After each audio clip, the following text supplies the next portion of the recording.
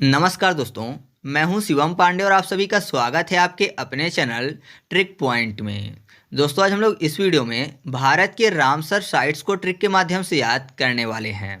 तो आप इस वीडियो को शुरू से अंत तक ज़रूर देखिएगा, क्योंकि ये जो टॉपिक है सभी एग्जामों के लिए काफ़ी ज़्यादा महत्वपूर्ण है। तो देरी ना करते हुए चलिए इस वीडियो को शुरू करते हैं। सबसे पहले हम लोग बात कर लेते हैं रामसर समझौते की। तो यह यूनेस्को द्वारा स्थापित एक अंतर्राष्ट्रीय आर्द्रभूमि संधि है, जो कि 2 फरवरी 1971 में ईरान के कैस्पियन सागर के तट में स्थित रामसर शहर में हुआ था। भारत इस संधि में 1 फरवरी 1982 में शामिल हुआ था, जबकि जो रामसर समझौता है इसकी शुरुआत 21 दिसंबर 1975 में हुई थी। रामसर जो साइट्स हैं ये वेटलैंड होती हैं। वेटलैंड का मतलब क्या होता है कि एक ऐसी जगह है जहाँ ज़मीन पानी से ढकी होती है, जैसे तालाब, झील, नदी का डेल्टा या फिर समुद्र का किनारा, जो कि निचले बाढ़ से आच्छादित रहते हों, उन्हीं को वेटलैंड बोला जाता है। विश्व में सबसे ज़्यादा रामसर जो साइट्स हैं वो यूके में है, मतलब यूनाइटेड किंगडम में है, जबकि भारत में सबसे ज़्यादा जो रामसर साइट्स हैं वो तमिलनाडु राज्य में स्थित हैं। विश्व का पहला आर्द्रभूमि यानी रामसर साइट्स जो है वो 1974 में बना था, कोबर्ग प्रायद्वीप, ऑस्ट्रेलिया। जबकि विश्व का सबसे बड़ा जो रामसर साइट्स है वो है तुम्बानगिरी मेनडोम्बे, ठीक है, जो कि स्थित है कांगो में। और मैं आपको बता दूं कि विश्व आर्द्रभूमि दिवस जो है वो 2 फरवरी को मनाया जाता है, और पहली बार ये जो दिवस है ये 1997 में मनाया गया था। इसके अलावा आप ये याद रखिएगा कि भारत का जो सबसे पहला रामसर स्थल है वो है चिल्का झील और केवलादेव राष्ट्रीय उद्यान। चिल्का झील जो कि उड़ीसा में है, ये 1981 में रामसर साइट में शामिल हुई थी, और केवलादेव राष्ट्रीय उद्यान जो कि राजस्थान में है ये भी 1981 में ही शामिल हुआ था। तो रामसर साइट्स के संबंध में आपको इतनी चीज़ें याद रखनी हैं। अब हम लोग एक एक करके भारत की सभी रामसर साइट्स को देख लेते हैं कि वो किस राज्य में स्थित हैं। तो चलिए शुरू करते हैं। तो सबसे पहले हम लोग बात कर लेते हैं चिल्का झील की। जो चिल्का झील है ये ओडिशा राज्य में स्थित है। तो यहाँ पर देखिए चिल्का में आपको शब्द मिल जाएगा चील का, और चील का काम क्या होता है? उड़ना होता है। चील का काम उड़ना होता है, तो उड़ना फॉर ओडिशा। तो आप ऐसे याद रखिएगा कि जो चिल्का झील रामसर स्थल है ये किस राज्य में स्थित है? ओडिशा राज्य में स्थित है। इसके बाद अगला है केवलादेव राष्ट्रीय उद्यान रामसर स्थल, जो कि राजस्थान में स्थित है। तो इसको भी बहुत ही आसानी से याद कर लेंगे, क्योंकि यहाँ पर देखिए केवलादेव में आपको शब्द मिल जाएगा केवल देव, और राजस्थान में राजा का स्थान। तो आपको पता है जो राजा का स्थान होता था वो बहुत ही ऊपर होता था पहले के टाइम पे, है ना। जब राजा महाराजा का राज चला करता था तो राजा का स्थान सर्वोपरि होता था, और राजा से केवल एक ही बड़े होते थे। वो कौन होते थे? देव होते थे। मतलब राजा से बड़े केवल देव होते थे। तो आप ऐसे याद रखिएगा कि केवल देव फॉर केवलादेव राष्ट्रीय उद्यान। तो आपको याद हो जाएगा कि केवलादेव राष्ट्रीय उद्यान रामसर स्थल कहाँ स्थित है? राजस्थान में स्थित है, क्योंकि राजा के स्थान से ऊपर केवल देव ही होते थे। ठीक है। इसके बाद अगला है लोकटक झील, जो कि मणिपुर राज्य में स्थित है। तो यहाँ पर देखिए मणिपुर में आपको शब्द मिल जाएगा मणि। मणि मतलब आपको पता है जो नाग वाली मणि होती है उसकी बात हो रही है। और यहाँ पर देखिए लोकटक में आपको शब्द मिल जाएगा लो के बाद कट कट। ठीक है। तो आपको पता है अगर कोई व्यक्ति मणि को चबाने की कोशिश करे तो कैसी आवाज़ आएगी? कट कट की आवाज़ आएगी, है ना। जो मणि होती है वो कठोर होती है, तो जाहिर सी बात है अगर उसको कोई चबाने की कोशिश करेगा तो कट कट की आवाज़ आएगी। तो आपको ऐसे याद हो जाएगा कि लोकटक झील कहाँ स्थित है? मणिपुर राज्य में स्थित है। या फिर आप ऐसे भी बोल सकते हैं कि अगर बहुत सारी मणि कहीं पर लाकर रख दी जाए तो लोग उसको एक टक देखेंगे, है ना। तो लोग एक टक देखेंगे, तो लोग एक टक फॉर लोक टक। तो आप ऐसे भी याद रख सकते हैं। इसके बाद अगला है वुलर झील, जो कि जम्मू कश्मीर राज्य में स्थित है। तो यहाँ पर देखिए वुलर में आपको मिल जाएगा वूल। वूल मतलब क्या होता है? ऊन होता है। और जम्मू कश्मीर की बात हो रही है तो आपको पता है जम्मू कश्मीर में ठंड बहुत ज़्यादा होती है, तो वहाँ पर वूल की ज़रूरत पड़ती है ना। मतलब वूल वाले कपड़ों की ज़रूरत पड़ती है, क्योंकि यहाँ पर हमेशा ठंड बनी रहती है। तो आप ऐसे याद रखिएगा कि जो वुलर झील है वो जम्मू कश्मीर राज्य में स्थित है। इसके बाद अगला है हरी के झील, जो कि पंजाब राज्य में स्थित है। तो यहाँ पर देखिए हरि की बात हो रही है। हरि मतलब क्या होता है, भगवान विष्णु। और आपने देखा होगा कि जो भगवान विष्णु होते हैं उनके ऊपर शेषनाग छाया बनाकर रखते हैं। और जो शेषनाग हैं वो पंचमुखी हैं, है ना। जो शेषनाग हैं वो पंचमुखी हैं जो कि भगवान हरि के ऊपर छाया बनाकर रखते हैं। तो पंचमुखी मतलब 5 फॉर पंजाब। तो आप ऐसे याद रखिएगा कि जो हरि के झील है वो पंजाब राज्य में स्थित है। ठीक है। इसके बाद अगला है सांभर झील जो कि इसके बाद अगला है सांभर झील जो कि राजस्थान में स्थित है। तो यहाँ पर देखिए सांभर में आपको शब्द मिल जाएगा सभा। और सभा आपको पता है राजा महाराजाओं की लगा करती थी। सभा राजा महाराजाओं की लगा करती थी, तो राजा फॉर राजस्थान।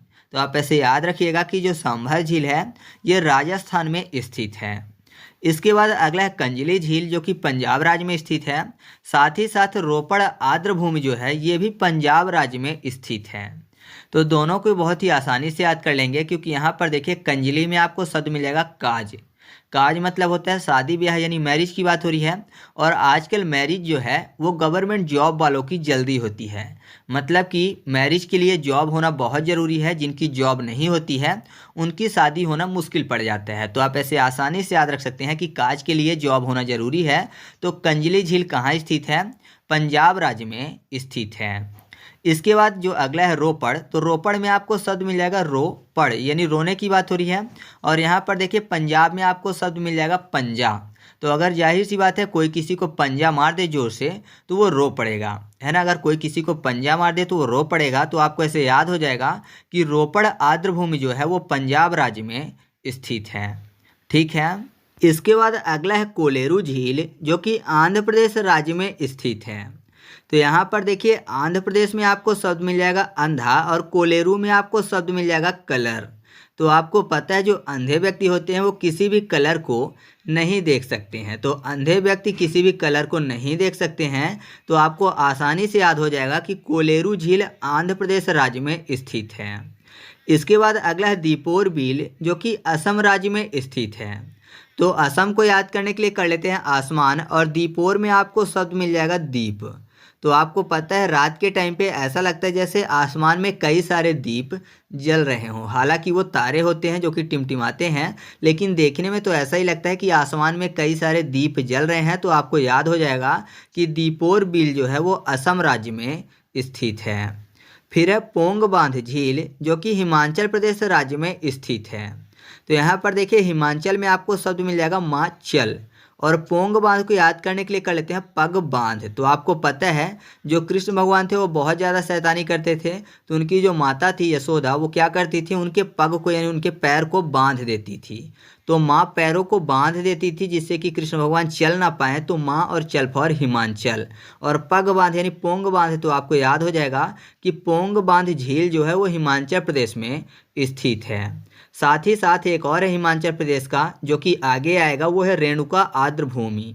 रेणुका आर्द्रभूमि जो है ये भी हिमाचल प्रदेश में ही स्थित है। तो रेणुका में आपको शब्द मिलेगा रेणु। याद करने के लिए कर लेते हैं रेंगू। तो रेंगना चलना एक ही प्रकार की बात हो गई। तो आप ऐसे याद रखिएगा कि पग को बांध देती थी माँ जिससे कि कृष्ण भगवान चल ना पाए यानी रेंग ना पाए। तो रेंगना फॉर रेंगू यानी रेणुका आर्द्रभूमि।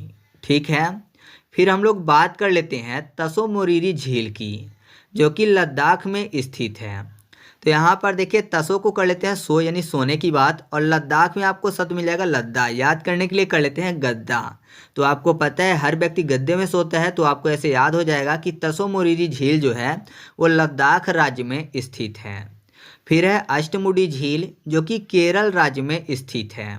साथ ही साथ सस्थम कोट्टा झील जो है ये भी केरल में स्थित है, और वेम्बनाड कोल आर्द्रभूमि भी केरल में स्थित है। तो तीनों को बहुत ही आसानी से याद कर लेंगे। यहाँ पर देखिए अष्टमुडी में आपको शब्द मिल जाएगा 8 मुंडी।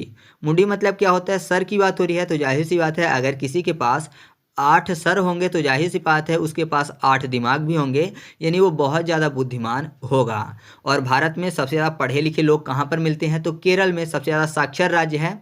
तो आप ऐसे आसानी से याद रख सकते हैं कि इनके पास 8 मुंडी होती है। जैसे कि रावण के पास 10 सर थे, तो जाहिर सी बात है वो बहुत ज़्यादा बुद्धिमान था।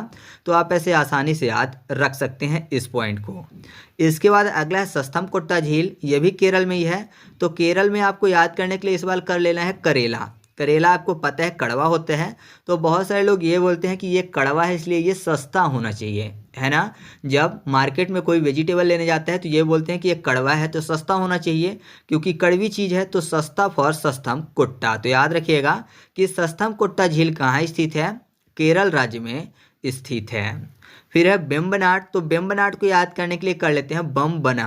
ठीक है, बम बनाने की बात तो जाहिर सी बात है, जो बुद्धिमान लोग होंगे वो जल्दी बम बना लेंगे, तो बम बना फॉर बेम्बनाड। तो याद रखिएगा कि बेम्बनाड कोल आर्द्रभूमि क्षेत्र कहाँ स्थित है, केरल में स्थित है। ठीक है, इसके बाद हम लोग बात कर लेते हैं भोज आर्द्रभूमि की, जो कि मध्य प्रदेश राज्य में स्थित है। तो यहाँ पर भोज की बात हो रही है और आपको पता है राजा भोज की नगरी किसे बोला जाता है, भोपाल को, और भोपाल मध्य प्रदेश की राजधानी है। तो आप ऐसे याद रखिएगा कि भोज आर्द्रभूमि कहाँ स्थित है, मध्य प्रदेश में स्थित है।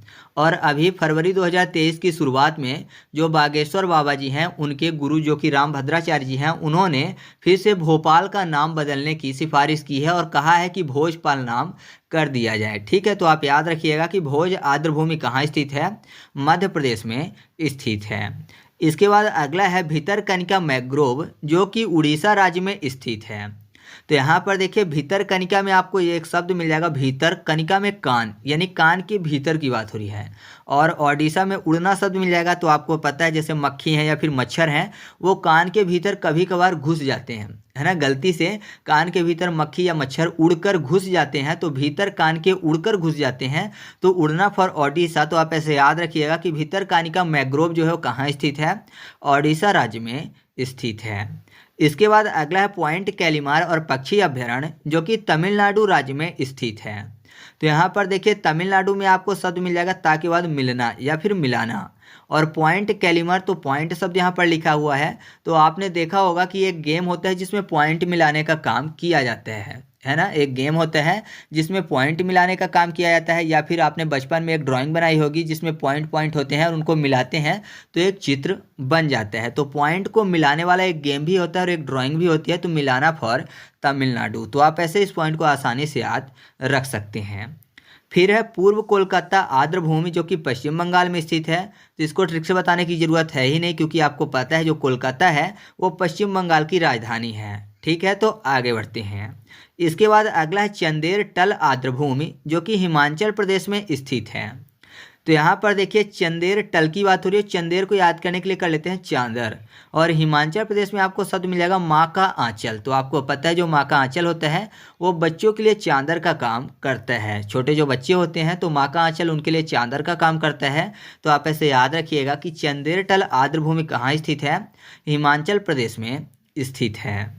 फिर है रेणुका आर्द्रभूमि, जो कि हिमाचल प्रदेश में स्थित है। तो इसको तो मैंने आपको पहले ही याद करवा दिया पोंग बांध के साथ, तो यहाँ पर आप फिर से याद करवाने की ज़रूरत नहीं है। फिर हम लोग बात कर लेते हैं होकेरा आर्द्रभूमि की, साथ ही साथ सुरिनसर और मानसर झील की, जो कि जम्मू कश्मीर में स्थित है। तो यहाँ पर देखिए होकेरा को याद करने के लिए कर लेते हैं होप फेरा। फेरा मतलब शादी वाले 7 फेरे की बात कर लेते हैं। और जम्मू कश्मीर में आपको कसम शब्द मिल जाएगा। तो 7 फेरे जब होते हैं तो 7 कस्में भी खाई जाती हैं। तो आप ऐसे आसानी से याद रखिएगा कि होकेरा आर्द्रभूमि कहाँ स्थित है, कसम फॉर कश्मीर यानी जम्मू कश्मीर में। इसके बाद अगला है सुरिनसर। तो सुरिनसर में आपको शब्द मिल जाएगा सॉरी सर। ठीक है, मान लीजिए कोई छोटा बच्चा है वो गलती कर रहा है तो डांट पड़ रही है उसको सर से, तो बोलता है क्या बोलते हैं कि सॉरी सर, अब दोबारा मैं गलती नहीं करूंगा कसम से। आपने देखा होगा बहुत सारे लोग ऐसे बोलते हैं कि कसम से अब दोबारा मैं गलती नहीं करूंगा, माफ़ कर दीजिए। तो कसम फॉर कश्मीर यानी जम्मू कश्मीर। तो आप ऐसे इस पॉइंट को भी याद रख सकते हैं। फिर है रुद्रसागर झील, जो कि त्रिपुरा राज्य में स्थित है। तो यहाँ पर रुद्र की बात हो रही है, भगवान शिव की बात हो रही है, और भगवान शिव त्रिपुरारी हैं। तो त्रिपुरारी यानी त्रिपुरा। तो आप ऐसे याद रखिएगा कि रुद्र सागर झील कहाँ स्थित है, त्रिपुरा में स्थित है। या फिर रुद्र यानी भगवान शिव त्रिशूल लेकर रखते हैं, तो त्रिशूल से भी आपको त्रिपुरा याद आ जाएगा। ठीक है, फिर है ऊपरी गंगा नदी, जो कि उत्तर प्रदेश में इसको आर्द्रभूमि के रूप में स्वीकारा गया है। तो यहाँ पर देखिए ऊपरी मतलब ऊपर की बात, ऊपर अर्थात यूपी, है ना। ऊपर अप मतलब ऊपर होता है ना, तो यूपी लिखेंगे। यूपी मतलब उत्तर प्रदेश भी होता है। तो आप ऐसे इस पॉइंट को याद रख सकते हैं। फिर है नाल सरोवर पक्षी अभ्यारण्य, जो कि गुजरात राज्य में स्थित है। तो यहाँ पर देखिए आपको दो शब्द मिल जाएंगे, एक नल और दूसरा सरोवर। तो आपने देखा होगा जो नल होता है वहाँ पर पानी किससे आता है, किसी न किसी नदी से, झील से या फिर सरोवर से। तो आप ऐसे बोल सकते हैं कि सरोवर से होते हुए नल में पानी आता है। तो नल में सरोवर से पानी गुजर कर आता है, तो गुजरना फॉर गुजरात। ठीक है, सरोवर से गुजर कर पानी नल से निकलते हैं, तो गुजरना फॉर गुजरात। तो याद हो जाएगा आप ऐसे कि नाल सरोवर जो पक्षी अभयारण्य है कहाँ स्थित है, गुजरात राज्य में स्थित है। फिर है सुंदरवन डेल्टा क्षेत्र जो कि पश्चिम बंगाल में स्थित है।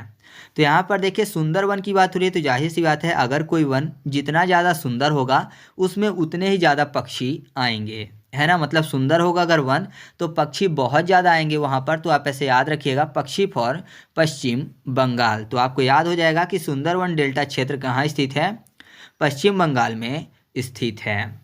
फिर है नंदूर मध्यमेश्वर जो कि महाराष्ट्र में स्थित है। तो महाराष्ट्र में आपको शब्द मिल जाएगा महान अस्त्र, और अस्त्र लिए हुए लोगों से लोग दूर दूर रहते हैं, तो दूर फॉर नंदूर। तो याद रखिएगा कि जो नंदूर मध्यमेश्वर है वो कहाँ स्थित है, महाराष्ट्र में स्थित है। ठीक है, फिर हम लोग बात कर लेते हैं केशोपुर मियानी कम्युनिटी रिजर्व की, जो कि पंजाब राज्य में स्थित है। तो यहाँ पर देखिए केशोपुर में आपको केस शब्द मिल जाएगा और पंजाब में आपको शब्द मिल जाएगा पंजा। तो मैंने आपको याद करवाया था कि पंजा मारेंगे अगर किसी को जोर से तो रो पड़ेगा, और अगर किसी को 2-4 पंजे लगातार मार दिए जाए तो जाहिर सी बात है वो केस कर देगा जाके, है ना। FIR दर्ज कर देगा, मतलब केस कर देगा। तो केस फॉर केशोपुर। और केस क्यों करेगा, क्योंकि बहुत सारे पंजे उसको लग गए हैं। तो याद रखिएगा कि केशोपुर मियानी कम्युनिटी रिजर्व कहाँ स्थित है, पंजाब राज्य में स्थित है। ठीक है, इसके बाद अगला है नांगल वन्यजीव अभयारण्य जो कि स्थित है पंजाब राज्य में। तो इससे पहले हम लोगों ने हरि के झील को याद किया था। तो मैंने आपको बताया था कि हरि मतलब भगवान विष्णु, जिनको शेषनाग जो कि पंचमुखी हैं वो छाया देते हैं। तो यहाँ पर देखिए शेषनाग जो है वो नाग हैं, तो नाग फॉर नांगल, और पंचमुखी है, पंचमुखी मतलब पंजाब। तो आप ऐसे इसको भी याद रख सकते हैं कि नांगल वन्यजीव जो अभयारण्य है वो कहाँ स्थित है, पंजाब राज्य में स्थित है। ठीक है, इसके बाद अगला है ब्यास संरक्षण रिजर्व जो कि पंजाब राज्य में ही स्थित है। तो यहाँ पर ब्यास को याद करने के लिए कर लेते हैं बॉस, और आपको पता है बॉस ही जॉब देते हैं। बॉस चाहे तो जॉब से निकाल भी सकते हैं और बॉस चाहे तो जॉब किसी को दे भी सकते हैं। तो आप ऐसे आसानी से याद रखिएगा कि बॉस जॉब देते हैं, तो जॉब मतलब पंजाब और बॉस मतलब ब्यास संरक्षण रिजर्व। तो आपको याद हो जाएगा कि ब्यास संरक्षण रिजर्व जो है वो पंजाब राज्य में स्थित है। फिर हम लोग बात कर लेते हैं नवाबगंज पक्षी अभयारण्य की, जो कि उत्तर प्रदेश राज्य में स्थित है। तो आपको पता है उत्तर प्रदेश की राजधानी जो लखनऊ है उसको नवाबों का शहर कहते हैं। तो नवाबों का शहर उत्तर प्रदेश की राजधानी लखनऊ को बोला जाता है। तो याद रखिएगा आप ऐसे कि नवाबगंज पक्षी अभयारण्य कहाँ स्थित है, उत्तर प्रदेश में स्थित है। इसके बाद हम लोग बात कर लेते हैं सांडी पक्षी अभयारण्य की, जो कि उत्तर प्रदेश राज्य में स्थित है। तो इसकी मैं ट्रिक नहीं बना पाया हूँ, तो इसको आप खुद से याद रखिएगा। ठीक है, कि सांडी जो पक्षी अभयारण्य है वो उत्तर प्रदेश में स्थित है।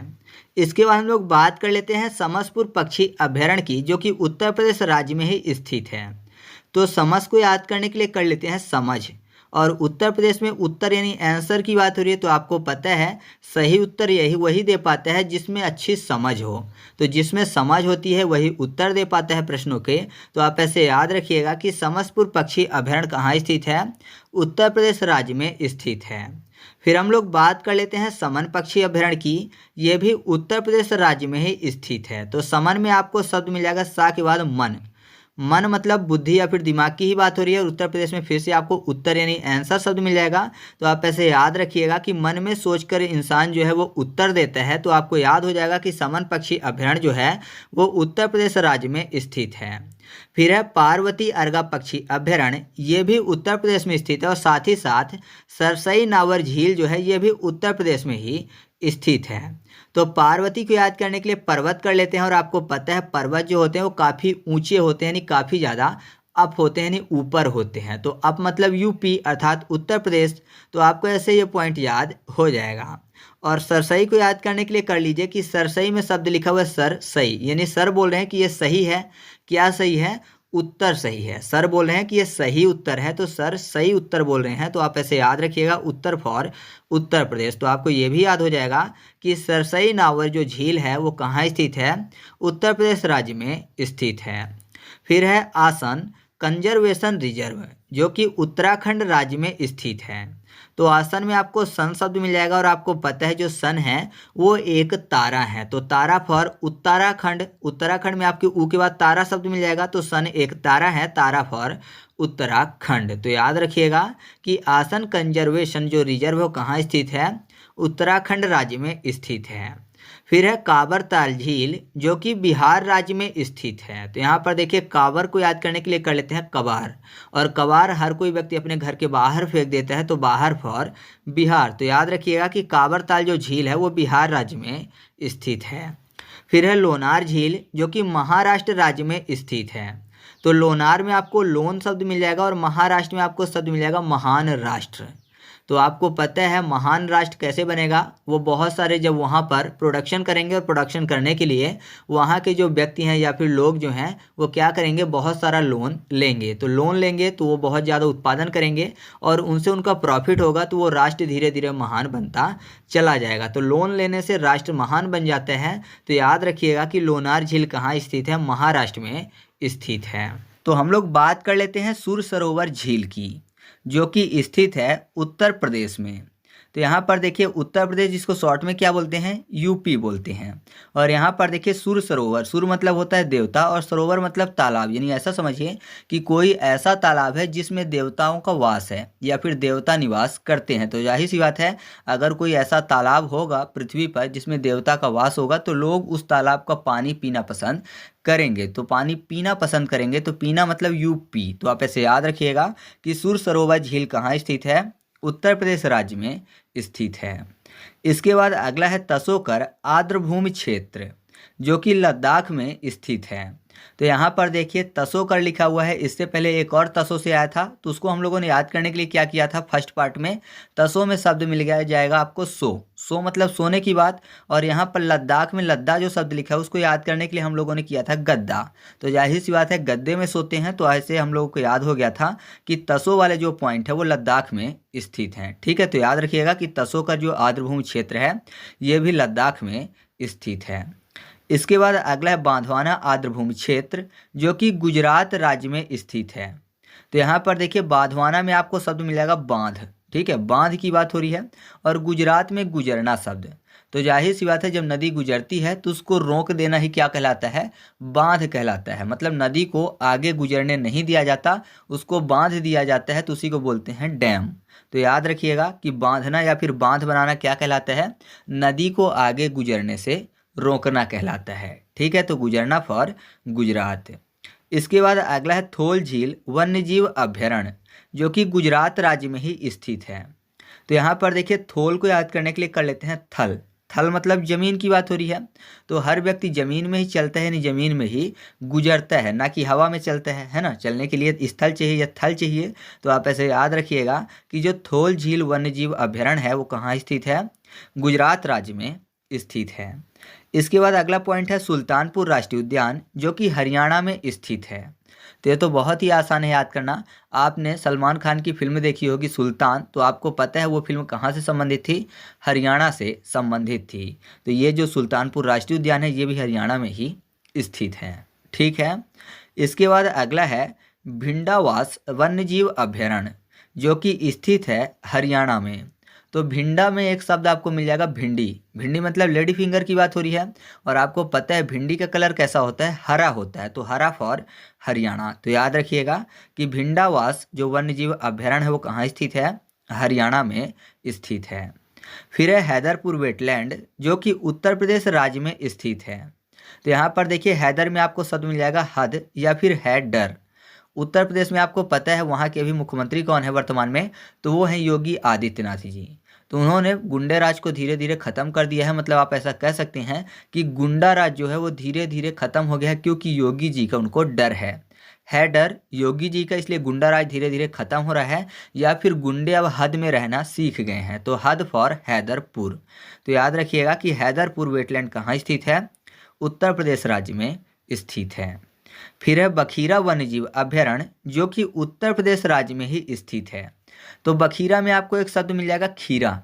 खीरा जिसका सलाद बनाते हैं, तो आपको पता है खीरे के ऊपरी भाग को काट देते हैं क्योंकि वहाँ पर कड़वाहट होती है, तो ऊपर वाले भाग को काट कर फेंक देते हैं क्योंकि कड़वा होता है ऊपर, मतलब अप अर्थात यूपी। तो याद रखिएगा कि जो बखीरा वन्यजीव अभयारण्य है वो कहाँ स्थित है, उत्तर प्रदेश में स्थित है। फिर है खिजड़िया वन्यजीव अभयारण्य, जो कि गुजरात में स्थित है। तो यहाँ पर देखिए गुजरात को इस बार याद करने के लिए कर लेते हैं गुजारा करना।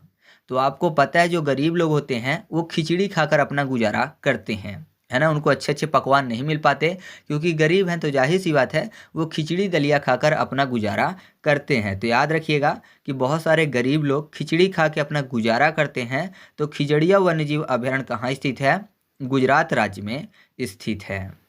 फिर हम लोग बात कर लेते हैं करिकिली पक्षी अभयारण्य की, जो कि तमिलनाडु में स्थित है। तो यहाँ पर देखिए करिकिली को याद करने के लिए कर लेते हैं कारी बिल्ली।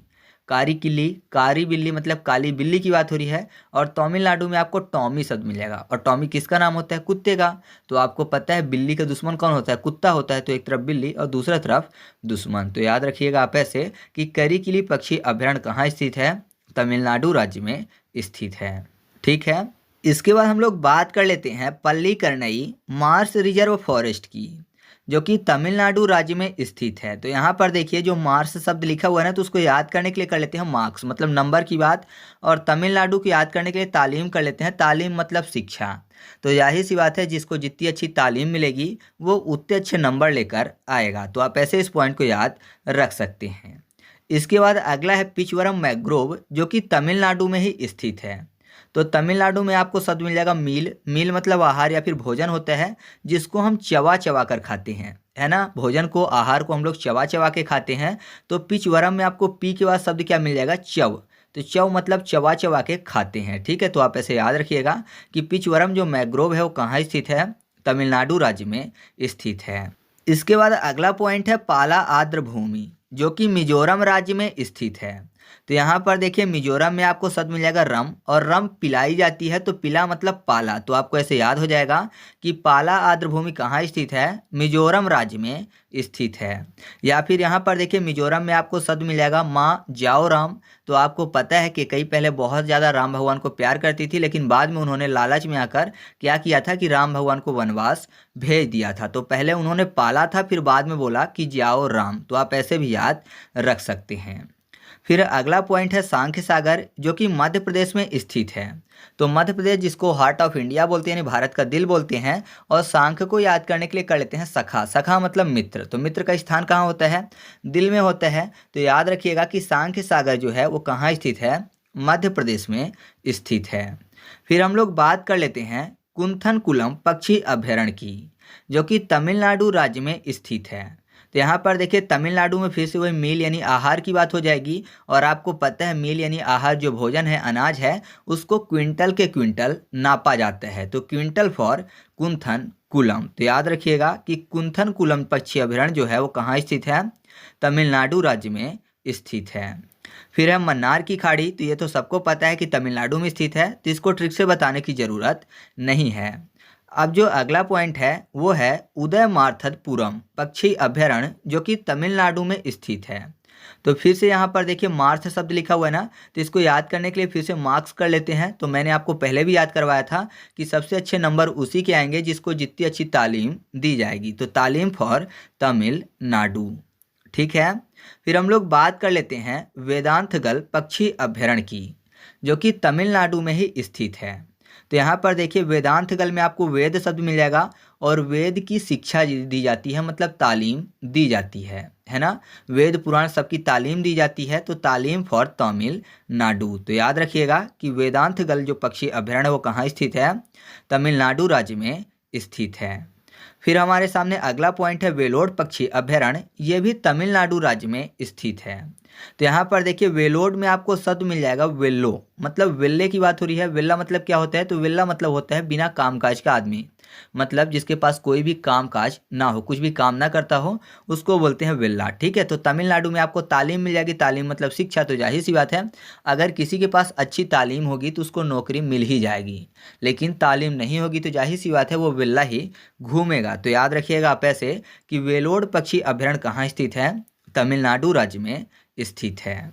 इसके बाद हम लोग बात कर लेते हैं बेम्बनूर वेटलैंड कॉम्प्लेक्स की, जो कि तमिलनाडु राज्य में स्थित है। तो यहाँ पर देखिए बेम्बनूर में आपको बनूर शब्द मिल जाएगा, मतलब बानर शब्द मिल जाएगा। और आपको पता है बानर को खाने के लिए कोई भी कमी नहीं होती है, वो जिस पेड़ में फल लगे होते हैं उसी में जाकर खा लेते हैं। मतलब बानर को मील यानी आहार की कमी नहीं पड़ती है। तो आप ऐसे याद रखिएगा कि बेम्बनूर वेटलैंड कॉम्प्लेक्स कहाँ स्थित है? तमिलनाडु राज्य में स्थित है। फिर है सात कोसिया गार्ज, जो कि ओडिशा राज्य में स्थित है। तो यहाँ पर देखिए 7 कोस की बात हो रही है, या फिर सत मतलब 100 भी होते हैं, मतलब 100 कोस। तो आपको पता है हनुमान जी 100 कोस पार करके कहाँ गए थे? लंका गए थे। और कैसे गए थे? उड़कर पार करके गए थे। तो आप ऐसे याद रखिएगा कि 7 कोस मतलब 100 कोस या फिर 7 कोस पार करने के लिए उड़कर जाना पड़ेगा, तो उड़ना फॉर ओडिशा। तो आप ऐसे याद रखिएगा कि सतकोसिया गार्ज कहाँ स्थित है? उड़ीसा में स्थित है। ठीक है, फिर अगला है नंदा झील, जो कि गोवा में स्थित है। तो यहाँ पर देखिए गोवा को याद करने के लिए कर लेते हैं गोबर। ठीक है, और नंदा मतलब नंदी अर्थात बैल की बात हो रही है। तो आप ऐसे याद रखिएगा कि कोई एकदम बैल बुद्धि है तो उसको बोलते हैं कि एकदम तुम्हारी बुद्धि में गोबर भरा हुआ है। ठीक है, एकदम बैल बुद्धि हो। तो आप ऐसे इस पॉइंट को याद रख सकते हैं। इसके बाद अगला है रंगनाथितु VS, जो कि स्थित है कर्नाटक में। तो यहाँ पर देखिए कर्नाटक में कर नॉट टैक्स नहीं देने की बात कर लेते हैं। और रंगनाथितु में आपको शब्द मिल जाएगा रंगे हाथ। ठीक है, रंगनाथितु रंगे हाथ। तो आपको पता है अगर कोई कर नहीं देते हैं तो क्या करते हैं? उसको रंगे हाथ पकड़ने की कोशिश करते हैं। ठीक है, जिससे कि उसका जो भी चीज़ें हों उसको जब्त किया जा सके। तो आप ऐसे याद रखिएगा इस पॉइंट को। इसके बाद अगला है सिरपुर आर्द्रभूमि, जो कि मध्य प्रदेश में स्थित है। तो सिरपुर को याद करने के लिए कर लेते हैं सिर और पैर। सिर मतलब ऊपर का भाग, पैर मतलब नीचे का भाग। तो अब कौन सा बचा? मध्य भाग। तो मध्य फॉर मध्य प्रदेश। तो याद रखिएगा सिरपुर आर्द्रभूमि कहाँ स्थित है? मध्य प्रदेश में स्थित है। फिर अगला है टम्पारा झील, जो कि ओडिशा में स्थित है। तो टम्पारा में आपको पारा शब्द मिल जाएगा। पर मतलब क्या होता है? पंख होता है, और पंख से उड़ते हैं, मतलब पर उड़ने के काम आता है। तो याद रखिएगा टम्पारा झील कहाँ स्थित है? ओडिशा में स्थित है। इसके बाद हम लोग बात कर लेते हैं हीराकुंड रिजर्व की। तो जो हीराकुंड रिजर्व है ये ओडिशा में स्थित है। तो नॉर्मली सबको याद है, और जिनको नहीं याद है तो आप ऐसे याद रखिएगा कि हीरा एक महान धातु है। तो जाहिर सी बात है अगर कोई पाएगा तो लेकर उड़ जाएगा। तो उड़ना फॉर ओडिशा। ठीक है, इसके बाद अगला है अनसुपा झील, जो कि ओडिशा में ही स्थित है। तो सूपा को सूप कर लेते हैं। और आपको पता है सूप भी एक डिश है। डिश मतलब भोजन वाले डिश की बात हो रही है, तो सूप भी डिश में शामिल है। तो आप ऐसे याद रखिएगा कि अनसुपा झील कहाँ स्थित है? ओडिशा में स्थित है। या फिर आपको पता है बांस का एक बर्तन बनता है जिसको सूपा बोलते हैं। तो नॉर्मली देखने में वो कैसा लगता है? पंख जैसा लगता है। अगर कोई 2 सूपा ले ले दोनों हाथ में तो ऐसा लगेगा जैसे उसके पास पंख हो, तो पंख से उड़ सकते हैं। तो आप ऐसे भी याद रख सकते हैं। इसके बाद अगला है यशवंत सागर, जो कि मध्य प्रदेश में स्थित है। तो मध्य प्रदेश जिसको शॉर्ट में MP बोलते हैं। तो याद करने के लिए नॉर्मली मैं करता हूँ MP को M से मम्मी और P से पापा।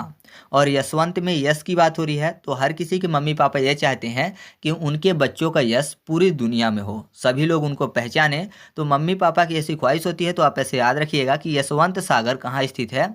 मध्य प्रदेश में स्थित है। फिर अगला है चित्रागुंडी पक्षी अभयारण्य, जो कि तमिलनाडु में स्थित है। तो ये तो बहुत ही आसानी से याद हो जाएगा क्योंकि तमिलनाडु को फिर से तालीम करते हैं। तालीम मतलब शिक्षा। तो यहाँ पर देखिए चित्रागुंडी शब्द लिखा हुआ है, मतलब कोई चित्रा है जो कि गुंडी बन गई है। तो जाहिर सी बात है उसको शिक्षा नहीं मिली होगी, तो वो गुंडी बन गई। तो आप ऐसे याद रखिएगा कि चित्रागुंडी पक्षी अभयारण्य कहाँ स्थित है? तमिलनाडु में स्थित है। फिर अगला है सुचिंद्रम थेरूर वेटलैंड कॉम्प्लेक्स, ये भी तमिलनाडु में स्थित है। तो यहाँ पर देखिए सुचिंद्रम में आपको सूची शब्द मिल जाएगा। याद करने के लिए कर लेते हैं सच, सच बोलने की बात। और तमिलनाडु में वही फिर से तालीम यानी शिक्षा की बात कर लेते हैं। तो जाहिर सी बात है जो शिक्षित होते हैं वो नॉर्मली सच बोलते हैं, झूठ नहीं बोलते। तो आप ऐसे याद रखिएगा सुचिंद्रम थेरूर वेटलैंड कॉम्प्लेक्स कहाँ स्थित है? तमिलनाडु में स्थित है।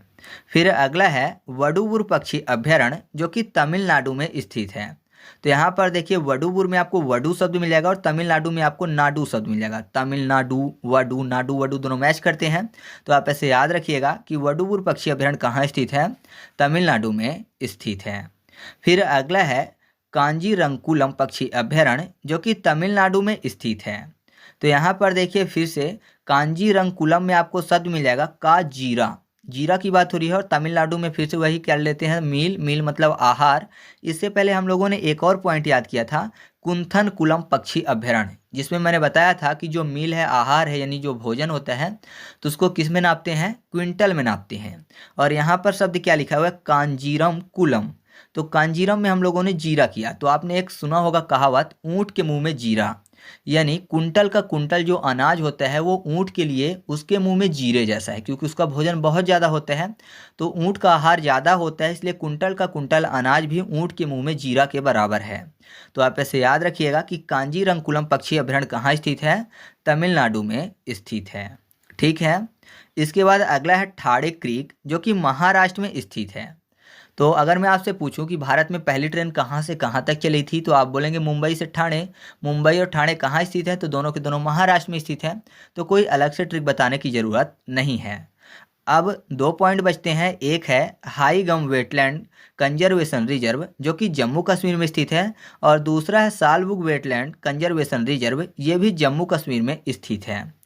तो हाई गम की बात हो रही है, तो आपको पता है जब से जम्मू कश्मीर से 370 हटी है तो जो पाकिस्तान है उसको हाई गम हो गया है, बहुत ज़्यादा गम हो गया है। तो आप ऐसे याद रख सकते हैं कि हाई गम वेटलैंड कंजर्वेशन कहाँ स्थित है, ये स्थित है जम्मू कश्मीर में। ठीक है। और सालबुंग को याद करने के लिए सॉल कर लेते हैं। सॉल, और इससे पहले वूलर झील आया था तो उसको भी मैंने आपको बताया था कि जम्मू कश्मीर में स्थित है।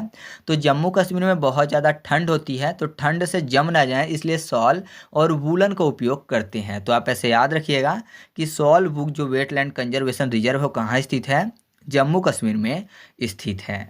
ठीक है। केवल एक ही है जिसको मैं आपको ट्रिक से याद नहीं करवा पाया हूँ, जो है सांडी।